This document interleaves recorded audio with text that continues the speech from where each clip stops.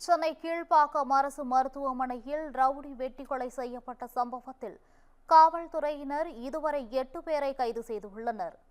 கொளத்தூரை சேர்ந்த ஆதி என்ற நபர் மீது கொலை முயற்சி வழக்குகள் நிலுவையில் இருப்பதாக கூறப்படுகிறது.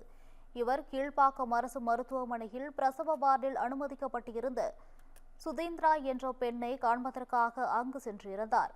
அப்போது மருத்துவமனை வளாகத்தில் அரிவாள் கத்தி உட்பட ஆயுதங்களுடன் புகுந்த மர்ம நபர்கள் சிலர் ஆதியை கொடூரமாக வெட்டி கொன்றனர். ஆதியை பழிவாங்கும் நோக்கில் சுதீந்திராவின் உறவினர்கள் இந்த கொலையில் ஈடுபட்டு உள்ளது போலீசார் விசாரணையில் தெரியவந்தது.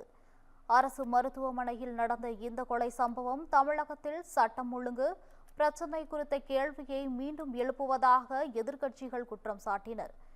இந்த சம்பவத்தில் ஏற்கனவே இதுவரை கைது செய்து போலீசார் விசாரணை நடத்தி வந்தனர்.